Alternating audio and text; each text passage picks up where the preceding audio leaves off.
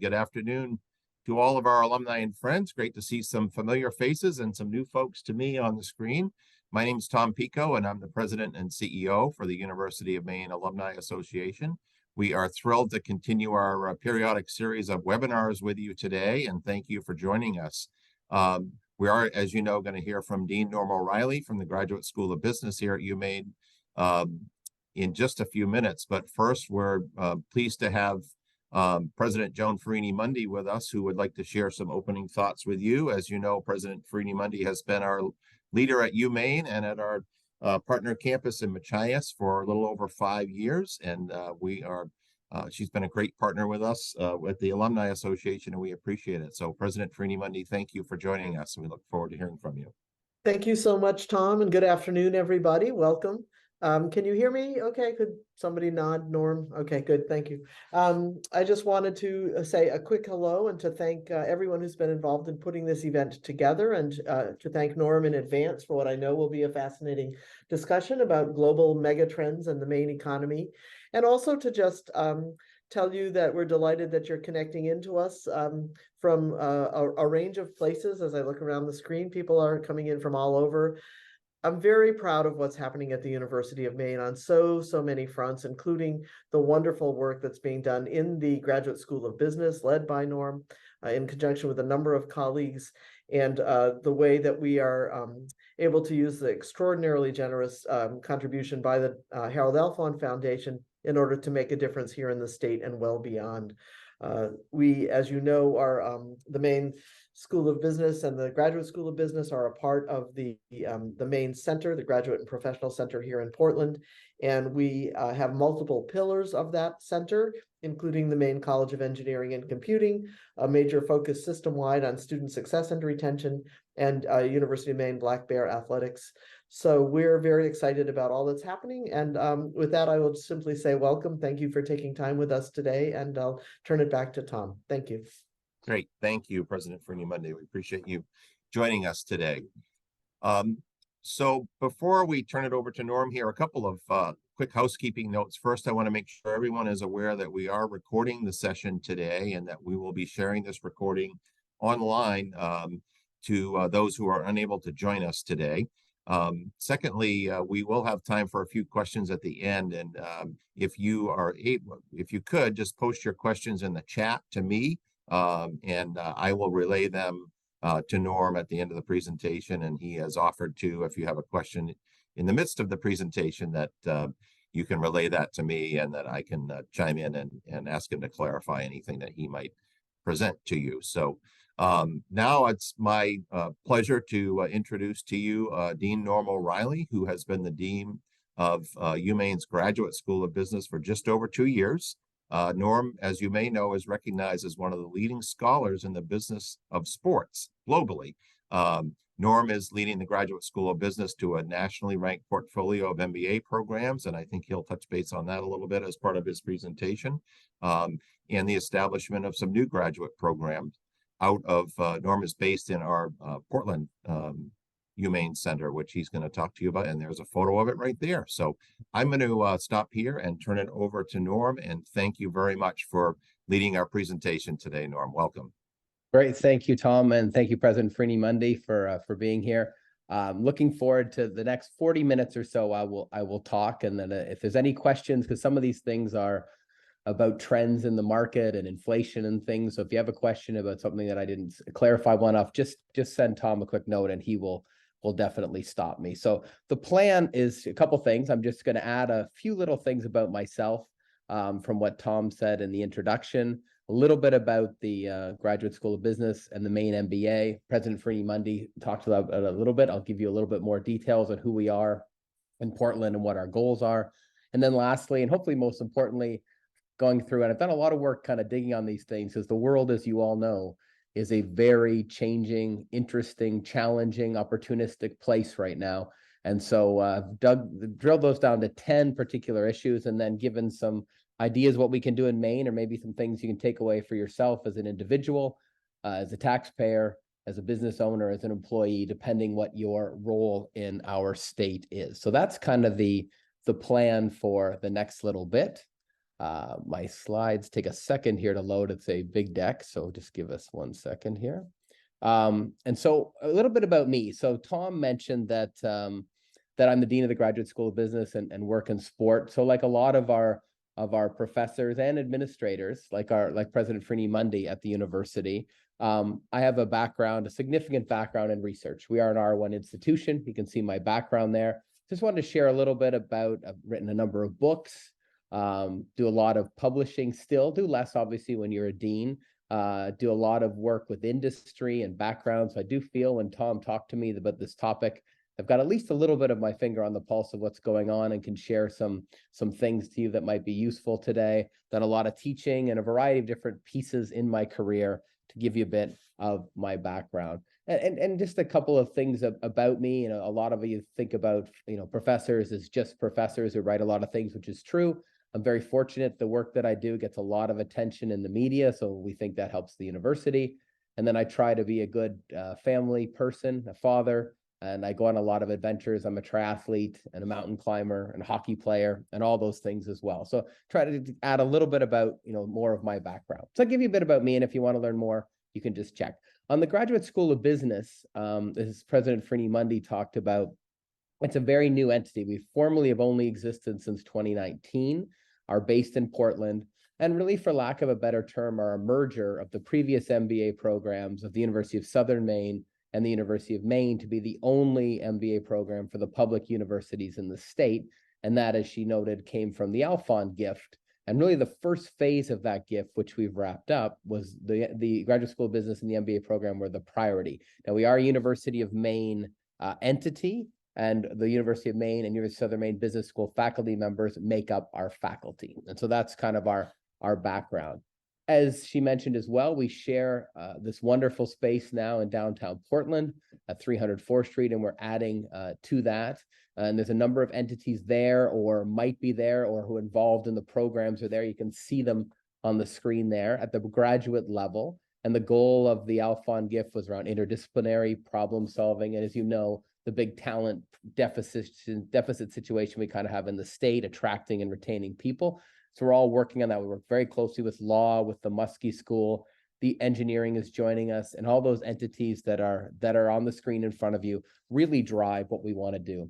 And as I mentioned, and this is now a little bit dated, but just we like to talk about it because it was a big success. The first piece of the gift from the Alphon Foundation was really about establishing this joint MBA program, doing some fundraising, hitting our student numbers, and we did that in December of 2021. So which is about 6 months after I started in this particular position. And so now we're into phase 2.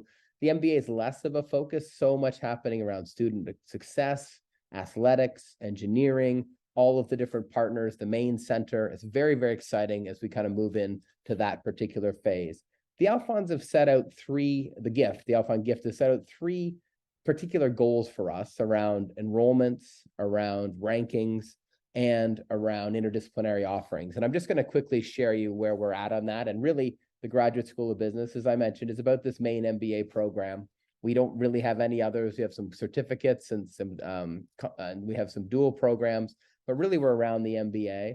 We are an ACSB accredited school, which is the top accreditation. So for those of you in industry, the ISO 9000 of the academic world. So we're top both schools that are part of the constituent schools, if you will.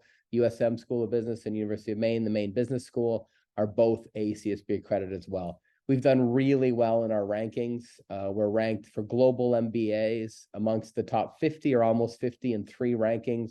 And our numbers have been getting better each year as we kind of get ranked in those processes. And as you know, that's an important thing is an indicator of quality of our program. They're all taught by mostly our full-time faculty, very devoted programs. And then the interdisciplinary piece, the third part of that Alphon gift goals that I mentioned, we're up to 13 concentrations. We have a number of others in the work. Some of them are very specific to Maine. So you think about outdoor industry management, the blue economy, a number of others you see up there. So our students can really specialize, which is the real trend in MBAs these days. They can study online in a flexible format while they work.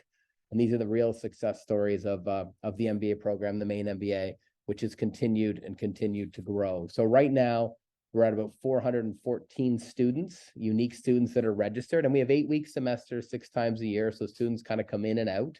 And our actual number at census this fall was 362. Some people skip those 8-week semesters because they're having a baby or they're going to work or et cetera, that a new job and they want to kind of delay. Other times they do more. And this morning we just had a quick look and there are 247 already enrolled for our spring 1 semester, which is in January. So the program has gone really well on those 3 goals. So hopefully that was enough of sales pitching of the MBA and myself. And now I'll get into the kind of the meat of the presentation, which are these global mega trends. And I'll point out that they're done in no particular order. So these aren't in any order of priority. There are 10 of them. So if you're paying attention or you're worried how long this is going to take, you can see where we're at as we go along. And there are a variety of different backgrounds and interests. And where did I get most of the information from? So a lot of you probably know the woman on the right. It's Amanda Rector. She's the head economist for the state. She speaks all the time. I've got to know her. She shared with me a number of reports that I definitely reference in here, but that I will note that really informed a lot of what I was putting in here. She does also a lot of work in tracking national and beyond national trends. And then The Economist. I don't know how much you've read The Economist. I find it a very useful publication. They do kind of an outlook. And so you'll see a number of larger statistics from these groups, hopefully presented in a very digestible way. So the first one, and I'm certainly no political scientist, so I'm not going to get into that part of the discussion, but we have an election coming. And you say, well, is the US election a global trend? Well, it certainly is. The eyes of the world are on our country because we make a lot of the decisions. The United States president is arguably one of the most powerful people in the world. And it's quite an interesting time in terms of leadership and who's going to be leading going forward. And what the research kind of tells us is a lot of uncertainty around in Americans, in voters, in the candidates, and who's going to win and what the world thinks about it. And so it's very important that we got to kind of stay on top of this. And we have, a lot of people believe that these will be the 2 candidates in the election, Biden and Trump. And you can see on the right-hand side here, this is Economist data of a large US survey population. Is that it's not very good. It's kind of gone up and down. Neither of the candidates are really liked by a lot of the voters. And so it's kind of up and down and around, but generally a negative perception on both leaders. So that has interesting challenges and potential for us. And if you dig a little bit deeper, you can see when Americans are asked, just generally, would you want these candidates to run again? In both cases, the answer is the majority say no. They would like to see a different candidate. So this is very interesting when you think about going forward and what it means for Maine. And so we're going to do this with each of the 10, look at the big issue at hand, and then what it means for us kind of at our level. And so plan Bs might happen. So what does that mean? Could be different candidates, could be different outcomes. So you end up with a 4 scenario kind of outcome where it could be one of those 2 candidates mentioned or an alternative candidate from one of the 2 parties who might become president. And so whether you're an individual, a business owner,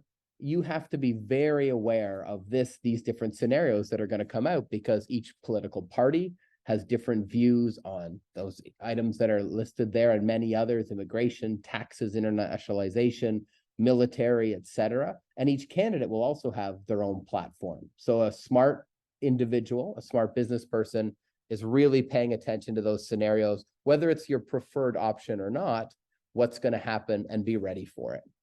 Number 2, and I don't think we have to explain this one much, but I'm going to get into some details, is around interest rates and inflation. And so as you all know, we're in this really unprecedented time, or certainly in recent memory, of what's happening in the marketplace, the value of dollars, time value of money, what's going on when you go to the grocery store and how much a block of cheese is versus 5 years ago. We can all relate to those particular pieces. A couple of important background things when you think about these issues is interest and inflation are highly linked. And that's why the Federal Reserve will set rates to control interest and et cetera. And so it's very important that you don't look at them mutually exclusively. You look at them as a combined piece. Secondly, and I'll give some examples in a second, the current environment for any economist is not a surprise. We went through this global pandemic, which you all know.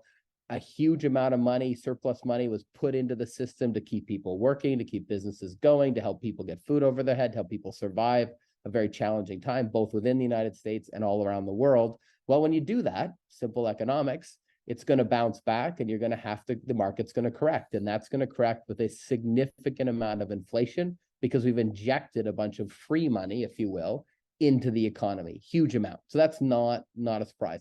And the last thing, and I'll talk a bit about this more in a second too, is that the great stability period that a lot of us are used to, and some younger people up to about 30 don't know any other type of market. It's been great. Money's been cheap to borrow. Inflation's been reasonable. In real estate's been pretty good. Unemployment's been fine. Your mortgage rates are good. It's been an awfully good time for people in the previous decade leading up. So what's happening out there when we look at this and kind of forecasted forward? So you can see, obviously, in the pandemic there, we have, both interest and inflation. Inflation being the darker blue line there, went really, really high, and then it's kind of dropped and is kind of playing around. And then you can see the policy rate for interest rates has continued to go up. So if you've had to borrow, it's been very challenging lately. So that's kind of the context we're doing. So I wanted to reiterate that point, that basic economics, and the president, Prime Minister of Canada, I'm Canadian, we're told well in advance, if you do these big programs where you give people and businesses tax breaks and money, it's going to come back in the form of inflation. They knew it, but they really didn't have a choice. You kind of had to do it given the crisis situation we were in. But now we have to figure that out, and the market's going to correct. So it's very, very expected. And then to take that point of this 2010 to 2020 is something that some people aren't used to. I've got 4 kids that are in this generation, 4 of my own kids, and they've never had this kind of environment. They've never lived in a world where money was hard to borrow. They've never lived in a world where inflation was really high. Maybe they were little children, but they aren't used to that. So a huge proportion of our population coming through really haven't dealt with this before. If you go to the generation above me, I'm a Gen Xer, the boomers, they'll all tell you about these kind of interest rates and times in the early 80s when people renewed mortgages at 14 and 16%. And it was crushing for many people and businesses and opportunities out there. Others profited from it, but that's the kind of reality we're in right now. So this means a couple of things. One, in the housing market, and this is one of the trends we'll get into later on because it's a big deal for Maine. But what does this mean? Buying a house just got a lot harder. So if you look at a house that was $600,000 and you're an average person borrowing 80% of that money from a bank, and that house was $1 million in 2020, that house, actual value, if it's sold for $1 million, to carry it adds about $400,000 in actual cost to it over the lifetime at the current interest rates. Remember, we're in an environment where you lock your mortgage rate in most cases for the entirety of the mortgage. The other piece that's really challenging and is really, we've kind of benefited from it from 304th Street. Corporate real estate is in big trouble. And we've got this issue we'll talk about later with people moving out of the work environment. They're working from home. They're not coming in as much, companies letting their leases expire, et cetera. And we're seeing a really interesting dynamic in corporate real estate. And if you're trying to carry it and you've got an interested loan against it and its value is going up and the taxes then go up in turn, it's a really challenging predicament for many that own corporate real estate. So both of those areas are highly impacted. So what do we do? Well, think about yourself at an individual or a business level, depending on your situation. You clearly need to limit debt. The cost of carrying money is very, very high. Doesn't mean you shouldn't borrow. Apple's carrying debt right now as they grow, but you should be extremely strategic and make sure it's things where you can get a 7, 8, 9% return to cover your cost of borrowing. Cash flow is essential. Businesses are dying all the time. And the number one reason we know, entrepreneurs tell us, is from cash flow. And so right now that gets a lot more challenging because you're much more exposed and it's a lot harder to borrow money because banks, as you know, are one-to-one, no-risk lenders, and they're giving it out at a much higher interest rate. Cash is king has come back, and borrowing is really, really hard, as you've heard before. So we talked about all these housing needs and investment needs. Well, if you're a contractor, if you're a developer, it just got a lot more expensive to go borrow $100 million to build a new low-income housing development, for instance. And so those kind of things, you've just added percentages points on, it makes it really, really hard. And then the time value of money. So you all probably remember time value of money from your finance classes if you took them, but you really can't just have money lying around. Right now, money is going down in value 4 to 5% a year. So if you had $1 in a bank account, not getting any interest last year, it's now worth 95 cents, right? And will continue to go down. So you have to have your money working for you. This gives us a little bit of a picture of that inflation just bubble that we've kind of gone through, and it's kind of settling down. It depends who you kind of talk to. What's it driven by? And so this is some of the pieces again from the Maine state economist and what she provided with us. And you can see that some things have gone down, like energy, et cetera, and others have skyrocketed up. And this is what we're really seeing it when we buy food. We're really seeing it when we buy clothing. We're really seeing it when we need medical care. We're really seeing it around our housing and shelter and services, transportation. So the cost of an Uber, the cost of gasoline, the cost of a car has skyrocketed 10%. So if you're the kind of person that's highly reliant on commuting to work and a car, et cetera, that has really, really impacted your discretionary income. And in some cases could even put you in a cash deficit position if your salary hasn't gone up 10%, and few people's do. Very few organizations have been matching the inflation rate in the state, what they're paying people. So what that means is people on paper are getting a bit of a raise. You got a 2.2% raise or a 2% raise, then you actually lost money last year because your buying power went down significantly, 2 or 3 more percent on top of that in the wrong direction. So got to keep a real eye on that. And if you look at these kind of numbers, you can see areas where you might be able to improve. So if you're looking to survive this inflationary period, maybe you move a little closer to work so you don't need a car. Maybe you avoid those kind of things. Maybe you change your going out eating habits and go out a lot less and stay at home more. Maybe you take advantage of the new Costco and buy large bulk food and eat it more often than you might like. Those kind of things are things that people could do to really deal with the price index. This is just the consumer price index. It's the summary of what I just showed. And this is the Maine state economist projection for the state going forward. So you can see inflation was really, really awful last year.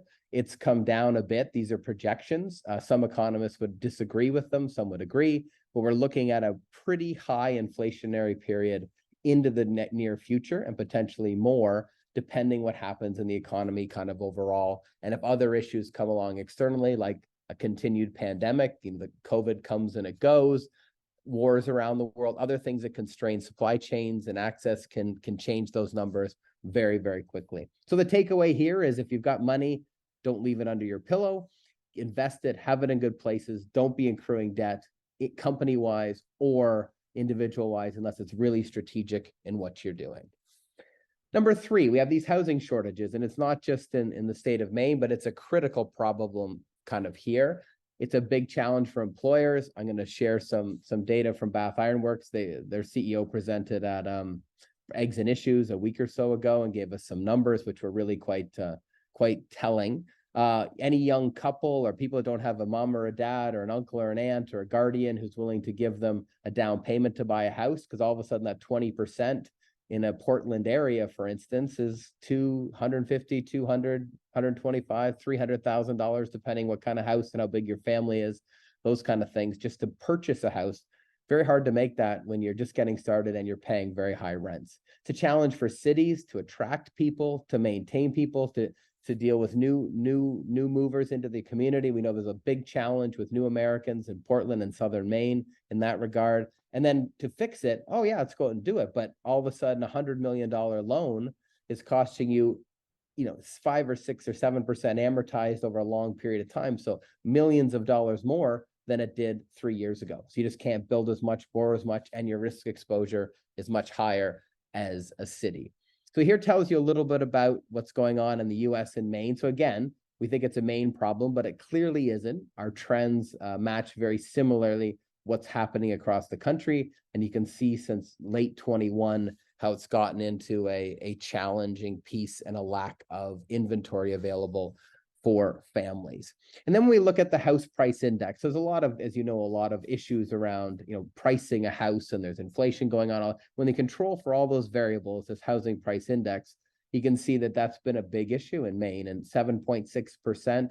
It's right in line with where inflation has been. That's different than New England and much different across the country. It does not match the wage increases that people have experienced in the country. If you look at the Maine economist, I didn't include that, but they've got a report that shows that if you account for inflation and everything, in fact, our wages in Maine have basically stayed the same, because some industries have given significant raises, some have given less, and it works out to be about the same. So we're all making about the same, as we did before, but in the context where everything's getting much more expensive. 7.6% for a house, 10% for transportation, down the list we go. You can just see the challenge that we're kind of having going forward. And then this lack of inventory. And you all know this has been well spoken about, but that graph just tells you that.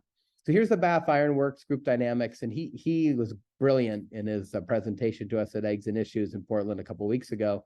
And they've hired 5,700 people since 2019 and have had a net gain of 900. And he had a lot of reasons why. They have to pay more. Housing was the number one problem that those potential people would move there. They couldn't find a viable place to live at a reasonable cost, and then they didn't stay. And so this is the challenge. That's obviously a single case, but a very big employer as we go forward. 7.6%, the same number as you saw before, but this one is referring to the average rate of a 30-year mortgage being given out in Maine right now. And so a lot of you, myself included, I bought a house here just a little over 3 years ago, and my interest rate is a lot lower than that. And if you do the amortization, the difference, as I said earlier, is hundreds of thousands of dollars on an average price home in Maine. So what's the takeaway here for an individual? Well, if you happen to own some property and you had to move, it's a really good time to rent it and not sell it. The rental market's gone crazy because it's gotten very, very hard to buy. It's gotten very expensive because of the limited supply of housing available to people. There's just a lot of political challenges in building low-income housing. So if you are so fortunate, that's what you can think about. Okay, trend number 4 is optimism is down, both with consumers and small businesses. And this is one that found kind of interesting. And this is the consumer sentiment around the current market. I mean, a lot of people have this was a bit of a surprise to me, have this idea that we're all feeling a little bit better about the world. I mean, the pandemic is largely in the rearview mirror. We're starting to travel again. Businesses are going, entertainment's back, concerts are back, festivals are back, sport is back, down the list you go. Yet people are quite concerned, and interestingly enough, so are small businesses. And so these are two groups of stakeholders that are vitally important to the Maine economy because we don't have many big companies. We really rely on small family business startups, and we rely heavily on tourism as one of our big drivers to the state to keep things going. So that sentiment is not really a positive thing. And there's a bit of concern there about the impact of it. And I'll get into this a little bit later in some of the other ones, but we rely on both of those groups, as I mentioned, for a lot of what we do.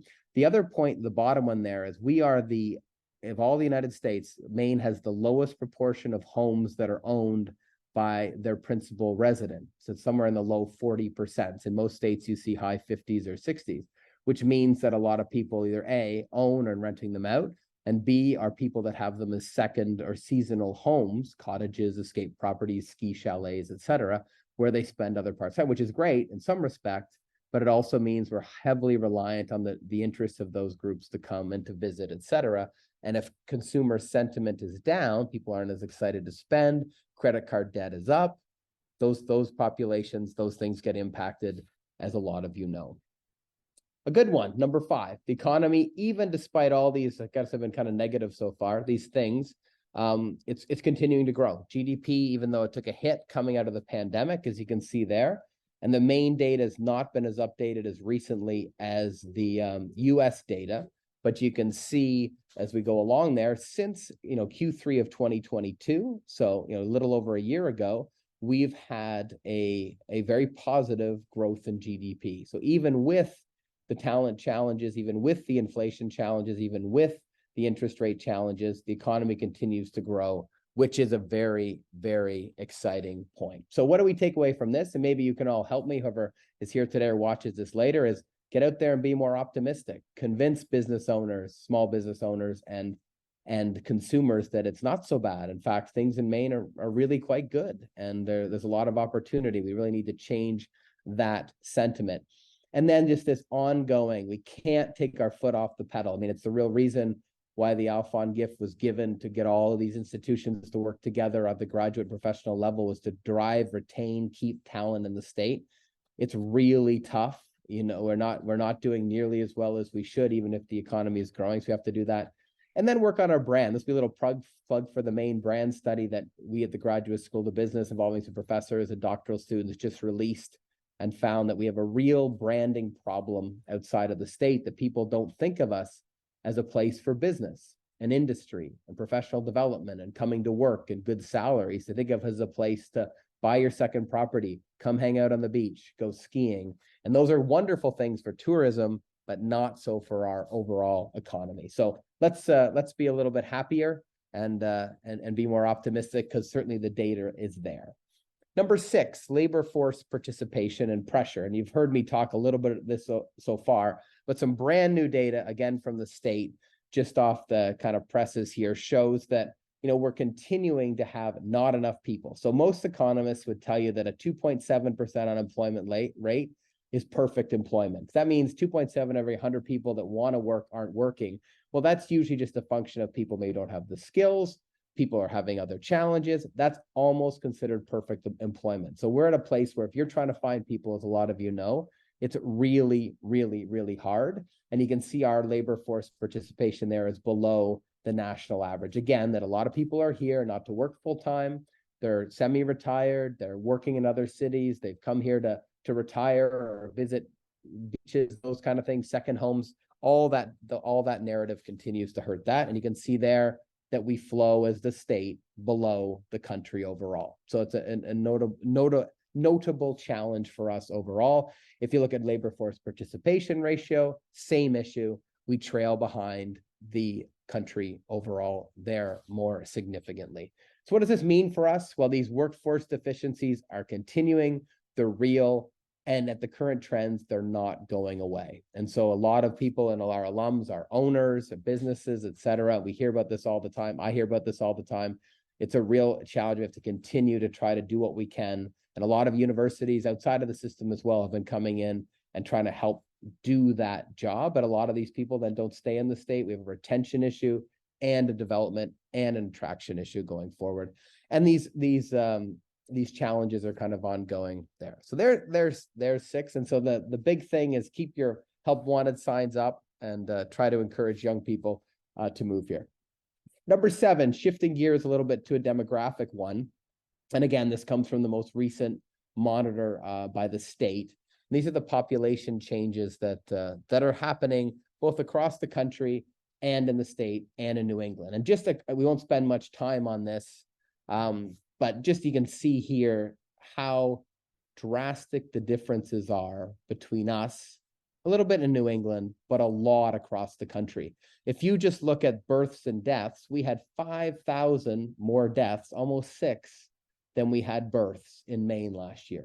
So no one's here to have children. Very few people are having children. Very few people are young enough to have children. If it wasn't for the line below, the 14,125 people who moved here from other parts of the United States or other countries around the world, we would be in a huge problem because we'd have no one to do a lot of the things. And we already see that. You go to a Dunkin' Donuts in the afternoon and they have no staff, for instance, right? So we've all dealt with those kind of pieces. So we're really, really doing well attracting people here, but not necessarily to work. And so that's a very interesting dynamic when you think about it. If you go down there, as we know, it's gotten better. The gap has closed a little bit, but we definitely pay less than other states. And we definitely have higher tax rates than most states. We're in the top third of tax rates. So when someone is thinking about where to live, when they're making those decisions earlier in their career, or they're making a career shift, or they're deciding where to set up with their family, or they've just gone out through a divorce and they want to relocate, whatever the scenario is, when they start looking at the business case of coming to Maine without the big companies, without the high-end jobs, lower pay, higher taxes,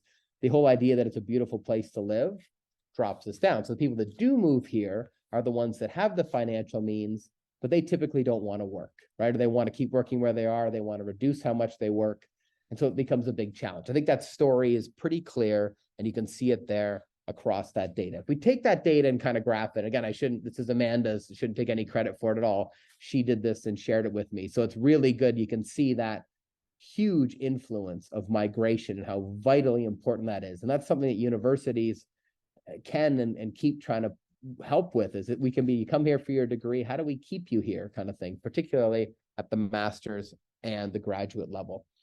We lead the United States in both of these next ones. So we have the oldest average population in the country, and we have the largest proportion of people over 65 in the country. There's a lot of really good things about that, but from an industry economy, finding workers for entry-level, mid-career jobs, it's a big challenge. We are getting a little bit younger, but we still are the oldest population in the United States.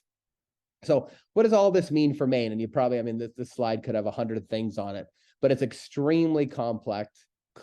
We have to continue to embrace and try to encourage governments to let immigrant workers come here more easily, not have the long waiting periods. There's a lot of groups trying to do that. And not whatever your political views are in immigration, from simple fact of we need people to work, and it's our only source in a population that is older and is not having children. It's really important. Again, this bottom one is pretty clear. We're very different than the rest of the US, but we're also quite a bit different than New England. And this surprised me. If you look at the table I showed a few slides ago, it's very different in Massachusetts and Connecticut and New Hampshire than it is here. And so that tells you, well, wait a minute, it's not just the Northeast part of it. There's something about Maine that's not helping us attract these people, like they're moving to those other states in New England. So they don't have the same issues that we do, and they're young. So we can learn a lot. I don't know the answers, but we can learn a lot from our New England compatriots, as well as looking at other parts of the world. Number 8, our demographics are changing. And so this is one that you all kind of know, but we're really sheltered from it in Maine because we are one of the least diverse states in the country. And if we compare to jurisdictions around the world, we'll be in that same boat, whether you compared us to France or Australia or Canada or South Africa.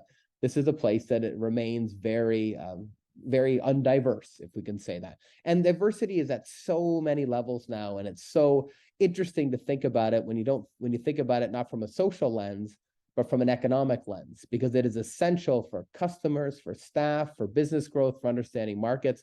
In business schools, we talk about diversity as something you leverage. It's something you take advantage of. It's something to drive growth and talent and retention. And so all of those ones there, and I'm going to just share some data on a few of them. This could have been the entire topic of the talk, but just so you're very aware of what's going on out there. So the first one are the cohorts, and it's amazing that baby boomers, because a lot have, because of the age, are starting to pass on, is still almost the largest group of Americans that are out there, and almost 70 million, very similar to their children, the millennials, and then the Gen X's children. I'm Gen X, so we're the small one there in between. There's still people very active in our country. There's 670,000 people born before 1928. So if you do math, they're 95 or older.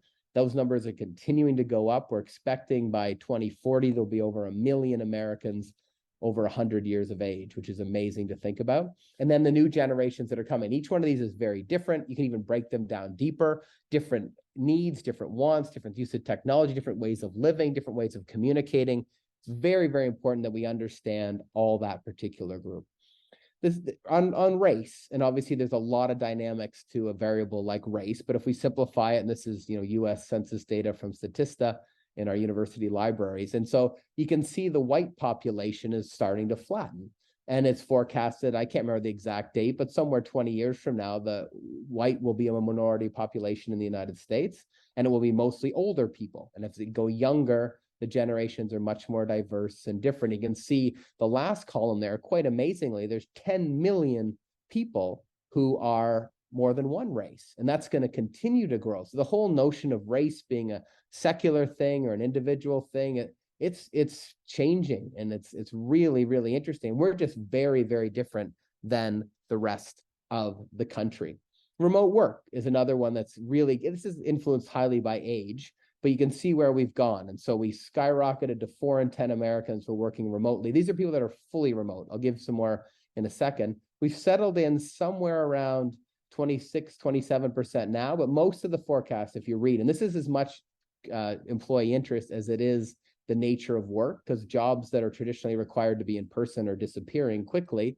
We're going to be somewhere around 36% by 2027 is what a lot of the forecasts say, somewhere in that neighborhood, high 30%. So more than 1 in 3 will work fully remote in the next 4 years in the country without a pandemic. So keep that in mind when you're thinking about how you think about people, they work, and how you manage. And I have a chance to manage people. I have my own approach. Everyone has their own approaches, but that's a real thing out there. So in the same study, and they asked Americans, what do you prefer? What's your preference? Well, as you'd probably expect, a very, very small proportion of people want to go to work every day.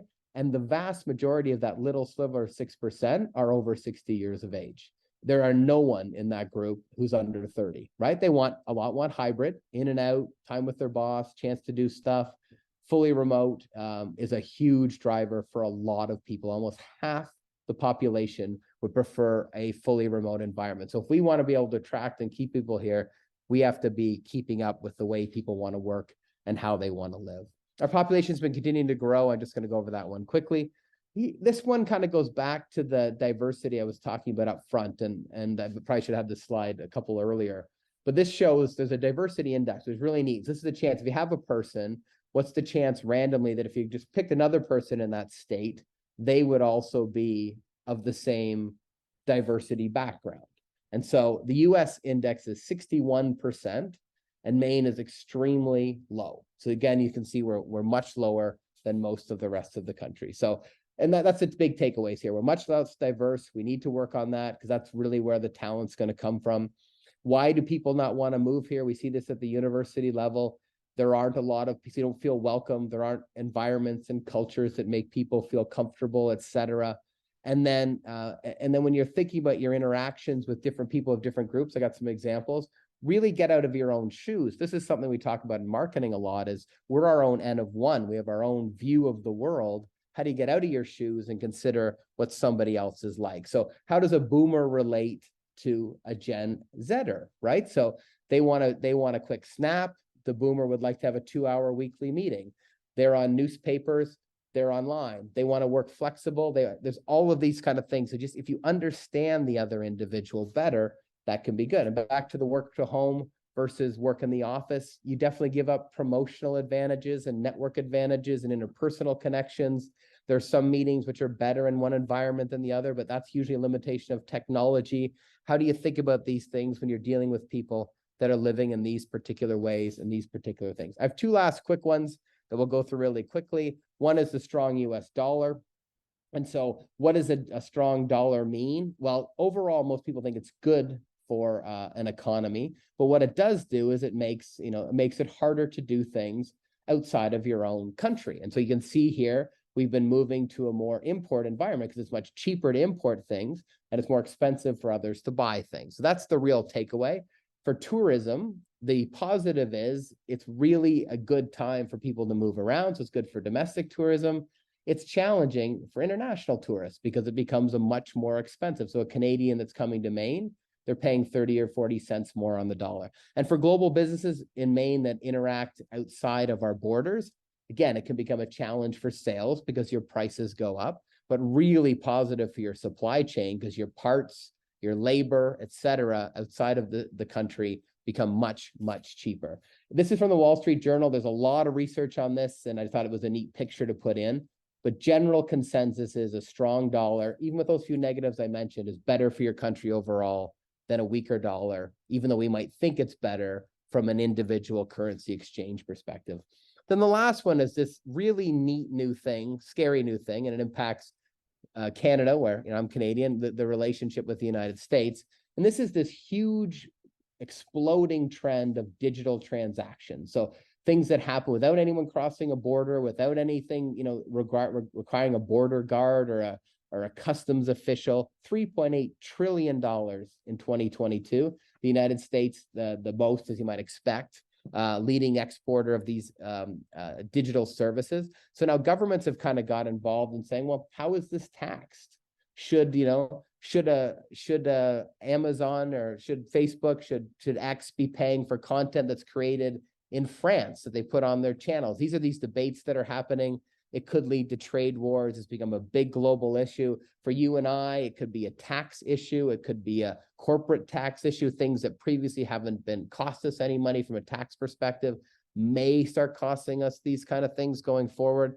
It's led to some challenges between two great countries that most people think is going to get worked out, but a trade war has been threatened on both sides for January 2024. And a lot of countries are way ahead of us, have already got these things drafted. They're figuring it out.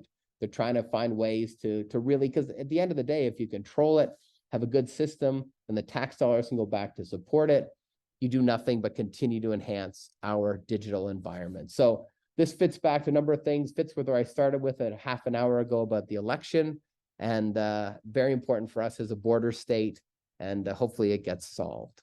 So Tom, that's my presentation. I think I'm 1 minute longer than I thought I would be, so hopefully that gives us enough time for some questions. My email is there if anyone wants to reach out to me. That was terrific, Norm. Thank you very much. I'm sure we'll have some questions. I'd invite anyone who has questions to just put them in the chat to me, and I will relay them to Norm in the order they're received, and we'll do our best to keep this going until we close at 1 o'clock. But a couple of things while people are thinking of questions they might want to put in there that jumped out at me. One staggering thing that was, to me anyway, that you shared was that in the low 40% of Maine homes are actually owned by the person who lives there as their primary residence. That just was a big eye opener for me. I don't know if you'll have any other observations or comments you want to make on that, but yeah, and I know a number of the trends all kind of mixed together, but it's a good observation, Tom. It's a real kind of signature data point that just characterizes a lot of these challenges and positivity. There's nothing wrong with being a place where people want to come and buy property and spend 2 months or 3 months a year, or maybe come in and ski 8 weekends a year and spend lots of money and buy property. That's great for an economy, but the problem is when it takes over your infrastructure. So people that literally want to move here to work, and companies that are trying to attract people to move here to work, have nowhere to live because we don't have the supply. And that's Right. all then accentuated by what I was talking about with inflation rates and interest rates and challenges attracting people here. So even though people would like to come here, there's so many barriers, so that it's a really good one to pick on, because it kind of characterizes, and there's a lot of pros and a lot of cons to what that means. Sure. So the other piece that I made a note of is about 50% of the population preferring to work fully remote, and it seems like there's an opportunity for that to be a competitive advantage for the state of Maine, right? I mean, if you can live anywhere with good internet, and I think we saw this during the pandemic, that a lot of people chose to move to Maine to be in a more remote area. And so just as you talked about building the Maine brand and promoting Maine as a place to do business, that it seems like that's something we should capitalize on. Yeah, it's a great point. So, and I didn't mention this data point, but before the pandemic, we were the 45th-ish fastest growing state. And then during the pandemic went to 6th per capita. No, obviously not total numbers. So that's exactly it. Now, were people able to stay? Have they been able to go keep their job in other places? Well, I haven't seen any data, but I just know from my own personal network that there are lots of people that are still doing that, and they make their occasional trip to X state for work because they have to go once in a while. But most companies have also gone that way. And universities are very different, but if you go to like any kind of world, like agencies, consulting, and I do a lot of work with marketing agencies, none of them are renewing their leases. They're all going home. They'll pick a meeting place when they want it. Some still want you to live in the area. Some will strategically want people in other areas where they have clients or potential business. So that whole equation has shifted. I think the challenge then becomes, Tom, and yet there's a positivity, but if people want to have kind of work opportunities here, that's where we're a little short. But if they're fully set up or they're financially viable, then it would work. Right. So we have a question from Michael. Is there a plan in place to get high schoolers in the workforce with incentives to a path to college and then state employment, in-state employment? This is an interesting one, and we have lots of data on this. And I'm not involved in the undergraduate programs at all at the university, but I do get to see some of it. And we're very different. So it's not really a global trend, because a lot of places students are choosing to stay local and pay in-state fees. We have a huge challenge in southern Maine that most of our high school graduates leave the state. Some choose the private schools, but our numbers at the system level schools have been going down. The population is also smaller, as I showed earlier, which is a bit of a challenge. Like the number of kids in our high schools is about 80% of what it was 20 years ago. So that's another problem. We have a smaller pool. But we have not done a good enough job in making our options in the state really attractive to some students. Some are, and we're working on that, and a lot of efforts being made now. But it's a great question, and it's something that doesn't really fit with a global trend, but it's definitely a Maine challenge because, as you know, how many people, the numbers out there, it's somewhere in the 20% meet, at least their first, a lot of, 50% of people get divorced or whatever, but their first partner at university or college. And so it's quite likely that changes your trajectory in life if he or she or they are from a different area, and then your career kind of takes over. And the young generations are so interested in experiencing different places. So I think the one thing is we want to be really cautious of is trying to force people to stay, because that's not, back to my earlier point, that's not what millennials and next gens want. They want to experience the world. They want to travel. So things like co-op programs, exchanges. We talk a lot about the yo-yo, people that leave and come back to Maine. They go work in New York or Washington, and then they come back here later on.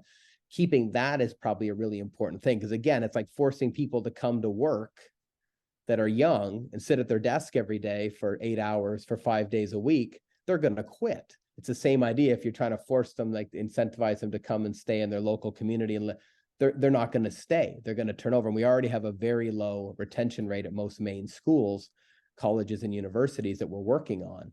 And so I think you got to be really careful of that forcing, incentivizing, if it doesn't fit with what that generation wants. So that cohort thing we talk about, vitally important when you think about marketing.